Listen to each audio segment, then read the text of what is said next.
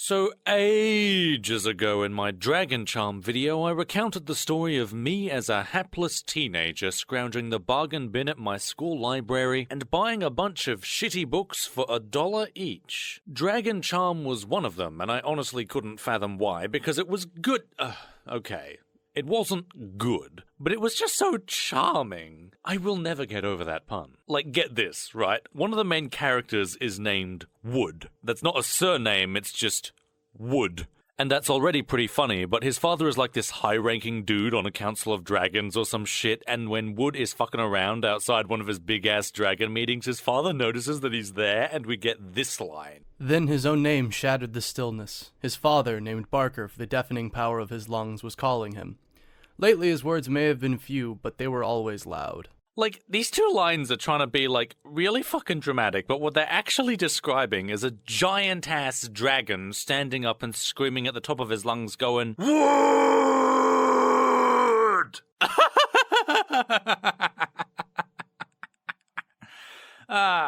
And it says he was named for the deafening power of his lungs, but he was named as a baby, right? So the line just implies that as soon as he came out or hatched or whatever, he's just screaming his fucking lungs out, and his parents named him after his tendency to scream. Like, fuck, God.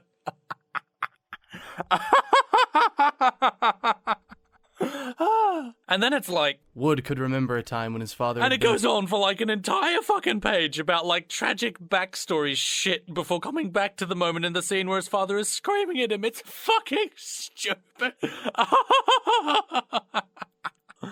I love it. I know I hate on other books for making rookie mistakes like this, but there's just something about the badness of Dragon Charm's writing that comes full circle and starts being incredibly entertaining. Later on in the novel, there's like dragon romance subplots and shit, and it's so narratively contrived that even the love interest is like, well, I guess this is just happening. And there's this character named Scoff, who's this great guy with a speech impediment who had his wings cut off, who meets the heroes and is like, I just want to wait for the end of the world in peace, get lost. And they piss off and leave him alone, but then he turns up to save them anyway. Like, what?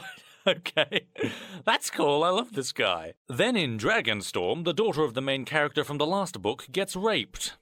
Yeah, now it's not fun anymore. So I was like 14 or 15 when I first read Dragon Charm. I was a naive, dumb teenager, and like a naive, dumb teenager does, I figured that if I loved Dragon Charm, I'm probably going to love something else very similar to it from the exact same $1 bin. Back then, I used to think exactly like how market researchers think the majority of the entertainment-going public thinks today. So after finishing Dragon Charm, I scrounged around in that same $1 bin again and pulled out the Ancient Solitary Reign, which had a very attractive cover. There was this majestic owl set against the backdrop of a moonlit countryside with one of the most badass possible titles for a book you could possibly imagine. The effect of it is somewhat diminished by the knowledge that the title was ripped straight from a poem by Thomas Gray, but hey, at least author Martin Hock is upfront about it. Speaking of Thomas Gray though, what is this?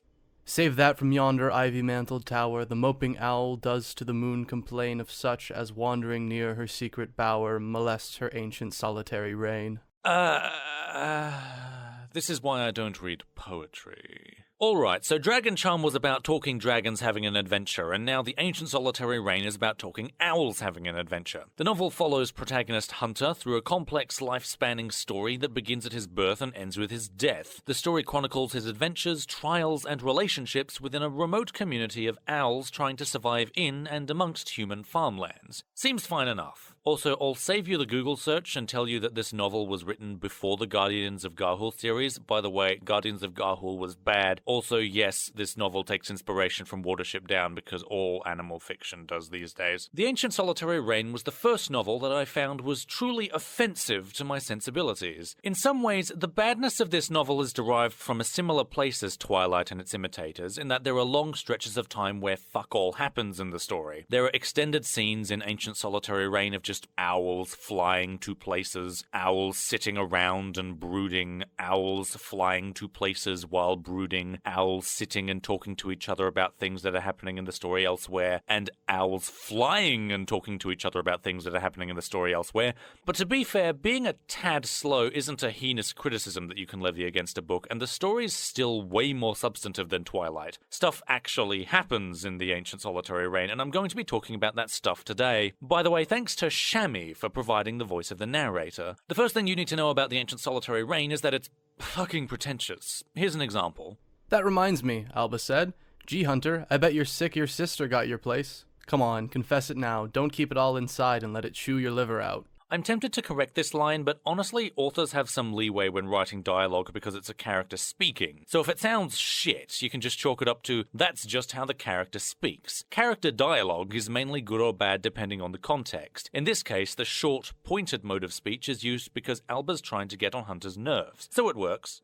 I am very glad for Dawn Raptor's sake, said Hunter, feeling rather insincere. His sister's name is Dawn Raptor, which is amongst the shittest fantasy names I've ever seen. And I suppose it's only right that females should have the same opportunities as we do. Though I must say that since I was always better at owlology, I can't help being rather disappointed. Alright, so this is about gender politics. I already know that there are people watching my videos with very vivid opinions on this topic, but for this video I'm going to refrain from judging the content from an ideological perspective. So I'm not going to say stuff like, oh, this book is bad because it has a poor representation of women, like I did in my Birdsong video. What I'm going to do is judge the quality of how the content is presented. If we suspend our own political beliefs for a second and just take this as story material, we can make statements about how the ideological content is delivered without passing judgment on the novel based solely on what the content is. In this case, what's bad about this ideological material is that it's so on the nose. The entire dynamic of the situation is laid out in front of the reader with no room for it to be inferred or interpreted through literary techniques. Hunter dryly stating his ideological position without sincerity by itself would effectively communicate his disappointment at his lost opportunity, but the sentence afterwards, which is actually longer, just explains that directly to the reader. If Hawk wanted the reader to infer Hunter's disappointment, then there's no reason to include this sentence. On the other hand, if Hawk wanted to directly and clearly state Hunter's disappointment to the reader, then he shouldn't have included the previous sentence because the statement afterwards kind of makes it redundant. The only dynamic in which it makes sense to include both of these statements next to each other is if Hawk wanted to directly establish Hunter's disappointment, but also wanted to expose the reader to his ideological position at the same time. I think this intent probably doesn't execute very well in practice, because if you have characters bluntly explaining things to the audience in rapid succession, then it comes across like you don't respect their intelligence. Why am I engaging with this story? Is it because I want to experience tales of exciting characters who do things that instill drama and conflict? Or is it because I want to read shambling characters talking flatly about base-level political history? Actually, this is a purveying problem with the majority of this novel. Most of the time, it's way too eager to explain things in unambiguous and flat terms, and you can see exactly why coming up shortly. Also, owlology. I bet you can't, said little Alba. If I were you, I'd be madder than a cuckoo with no nest. Still, I've got to hand it to you barn owls, you sure are progressive. Just like your mummy says, you're way ahead of your time. Apparently, this pre-technology community of owls with an estimated population of, I don't know, probably not much more than 100, has political terms like progressive and concepts like being way ahead of your time. Suddenly, all suspension of disbelief is gone, and I'm reading a weird story where owls explain political and ideological concepts to each other in casual conversation with the approximate level of complexity equivalent to briefly glancing at a Wikipedia article. Also, the use of the word still is a modern colloquialism that shouldn't be there. Not all of us, said Hunter. And the most progressive that I've ever heard of is this new owl known as Winger. The owl. Okay. Well, said little Alba, the males of our species could sure use a little of his teaching. We female little owls have hardly any rights at all. And in the old country it was even worse. We had to stay at home until we mated. Even here it's still difficult for a female on her own. Alright, does this sound like something said by a person with practical stakes in an ideological conflict? You know the worst thing about this passage, and actually this entire book, because this is actually prevalent throughout the entire story, is the use of the words male and female. You see, these terms are broad scientific categories. The word male doesn't just describe men, it also describes the male individuals in every sexually reproducing animal on the planet, as well as the stamen of flowering plants. Male and female are dehumanized terms that engender no empathy. Men and women, on the other hand, are humanized terms because they can only refer to male humans and female humans respectively. They tend to engender more empathy than dry scientific terms like male and female. This is why it's so weird for the owls in this story to refer to themselves as males and females, because they are putting themselves on an equivalent social level to non-owl animals within their own language. To be fair, the English language has no formal terms for male owl or female owl, but given that Martin Hock is writing fantasy, it could do him a world of good to just invent some terms. That would help stop this nonsense where a character is trying to engender empathy for a group while referring to them using unempathetic language. Why is that? Asked Hunter. Having observed Alba's independent lifestyle, it never occurred to him that she might have problems of that nature. I've read the majority of this novel multiple times, and I'm still uncertain whether or not this is actually supposed to be a parody of feminist thinking. At the moment, I'm like 90% sure it's a parody, but I honestly cannot say for certain. I want to know Martin Hock's politics, but his Goodreads page tells me nothing, and his Wikipedia page is in Italian. They can't stand the sight of an emancipated female owl, that's why, said Alba impatiently. They can't bear to see us make out on our own. I guess it hurts their egos. They just can't wait to see us mated and subservient to some chauvinistic male. You see, the problem with big, abstract words like emancipation, chauvinistic, or progressive is that they are several degrees detached from the practical problems they're supposed to be talking about. We as readers don't actually get the sense of how bad, if at all, female owls have it in the little owl community just from Alba's dialogue. Sure, she mentions that females used to have to stay at home until they mated, but there's no mention of their problems in the present aside from the very vague, we have hardly any rights at all, and the non-issue of, I guess, what are called conservative males getting pissy about how much freedom they now supposedly have, but actually don't, I think? There is a chance that my criticisms here are actually intentional because, like I said, this might be a parody of feminist thinking meant to make a mockery of it. However, even if the author's intent is to portray feminism negatively, isn't it more entertaining for there to be substance to the beliefs held by the characters regardless? Characters sitting down and expositing things is a lazy way of conveying information in any medium, but there are actually techniques in novels that you can use to try and get around this. If you're an aspiring writer and you want to have a character in your novel learn something through another character's perspective, you can make the exposition engaging for the audience simply by turning said character into the narrator temporarily. The best example of this is from one of my favorites, Mary Shelley's Frankenstein, where the opening narrator, Captain Robert Walton, introduces us to our main narrator, Victor Frankenstein. Victor then takes over as the narrator for the majority of the story, but midway through, when his monster tells him of the things he's done, Victor gives up the position of narrator and the monster becomes the narrator for a while before switching back to Victor. This way, the reader learns exactly what Victor learns, but the information is still being presented to us as a story rather than simply as exposition. In the case of The Ancient Solitary Reign, dry dialogue scenes like this that feature characters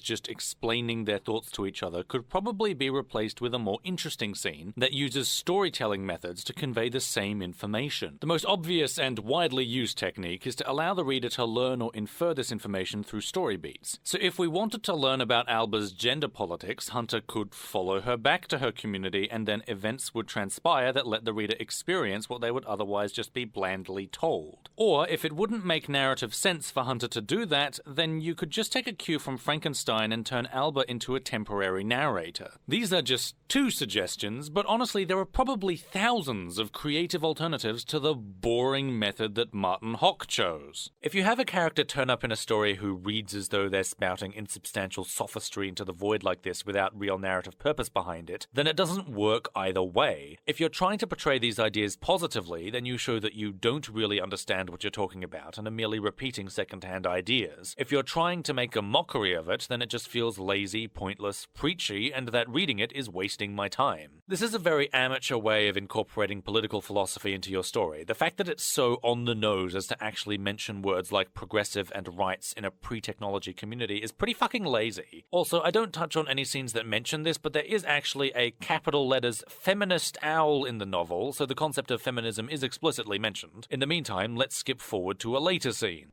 The monster is an eagle owl, said Yoler, still maintaining his admirable outer calm. As you all well know, this is a species we all believe to be long since extinct, at least on this side of what you call the salty waters. Aha! The first main conflict of this novel, and it came in at a pretty good part of the story. A+, 5 stars, 10 out of 10. Its estimated wingspan is approximately 3 times the size of ours, and it can kill almost anything that flies with only one stroke of its enormous talons.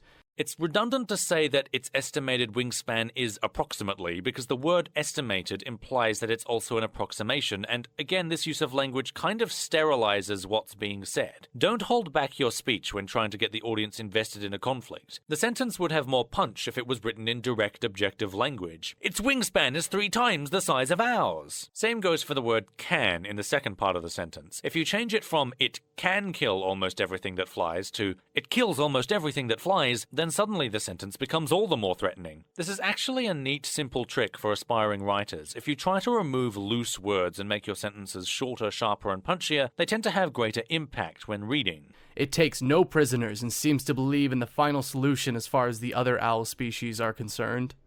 The final solution? Asked Hunter, whose outer feathers were trembling visibly as the ice-cold fear gripped deeper in his gut. Total extermination, Yoler answered. Complete annihilation of every rival species. No compromises, treaties, pacts, or reciprocal agreements. Absolute power over the night sky, in fact, and nothing less than that. The final solution, Hunter whispered. How awful! How appalling! Well, the final solution is apparently a thing in this novel because it was mentioned 3 times, which draws attention to it. Oh, God, this is so condescending! 3 is really just a convenient number. It has a good rhythm, and once something has happened 3 times in a row, we instinctively start to feel like it is intentional rather than random. 3 is indicative of a pattern. Actually, the best sentence to pick apart in this bit is probably this one, because unlike the other lines, this one is trying to convey an emotional response. And the way this writing style fails is best exemplified by how this line fails. The shortest form of this sentence would be, "The final solution?" asked Hunter, whose fear gripped him. Now, understandably, that's a pretty boring line, so adding in the trembling feathers makes it interesting and accentuates the emotion. Adding in that the fear gripped him in his gut does the same, but more specifically accentuates how it feels. The problem comes with the change in tense. The first clause in the sentence uses perfect past tense, as in he asked, instead of he was asking, which would be imperfect past tense. The second clause switches to imperfect past tense, as in his feathers were trembling, instead of his feathers trembled. Writers do this all the time, and it's honestly never that impressive because it just adds a word to the sentence. You're supposed to use imperfect past tense to signify that an action wasn't completed. If I tell you John walked to the store, then that implies what I tell you afterwards happened at the store. If I tell you John was walking to the store, then that implies what I tell you afterwards happened on the way to the store. In the case of Hawk, whether Hunter's feathers trembled or were trembling in this context actually makes no difference. So he should have gone with the option that takes up less words and makes the sentence concise and snappy. There are also some unnecessary adjectives that you can take out of the sentence, and removing in is another correction we could make. This leaves us with, "The final solution?" asked Hunter, whose feathers trembled as fear gripped his gut. That's an objectively superior sentence with the same meaning, and you can see how this technique of shortening and simplifying sentences would do a world of good to a lot of the other lines in there, especially the ones that Hawk wants us to take seriously. It takes no prisoners and seems to believe in the final solution as far as all the other owl species are concerned can just become, it takes no prisoners. It believes in the final solution for all other owl species. Although I'd still change species to kinds and final solution for to extermination of, just so we're using less sterile language. The term final solution was actually used by the Nazis specifically because it meant they could avoid explicitly using the word extermination. Seriously, read Eichmann in Jerusalem. It's good. Because we were using that soft language, that language that takes the life out of life. Smug, greedy, well-fed white people have invented a language to conceal their sins. It's as simple as that. So the heroes fight this big owl on page 181, which surprised me. It didn't surprise me that it wasn't the main conflict of the entire novel, but what did surprise me was how the scene ended. In the monster's final burst of fury, Yoler was flung free and clawed just once by those dreadful talons. As the tawny fell, the same claw ripped Hunter from the monster's tortured back and flung him hard against the top of an elder trunk, just as the last assault wave tore in for the final kill. Chapter 19.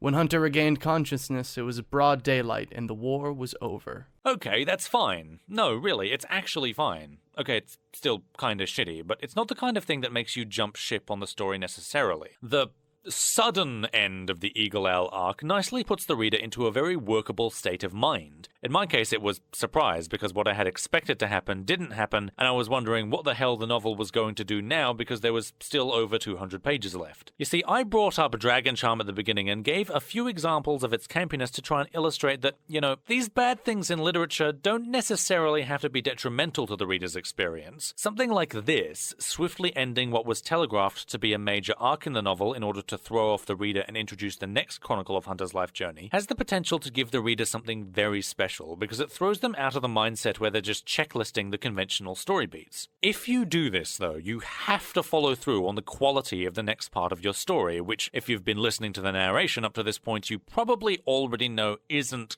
great. So at page 189, Hunter's younger brother, Quaver, tells him that their sister, Dawn Raptor, is learning owlology from the owl, and we get this exchange. Dawn Raptor's going to the Winger's seat of learning in the spring, and if you ask me, she'll be getting higher education in much more than owlology. What do you mean? Asked Hunter. You know what I mean. The urge, of course, said Quaver. The urge? What urge? Said Hunter. Why, sex, of course, said Quaver. Don't tell me you haven't had it yet.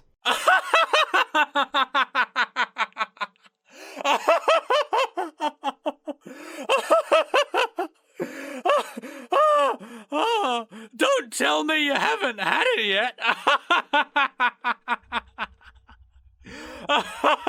Where did this come from?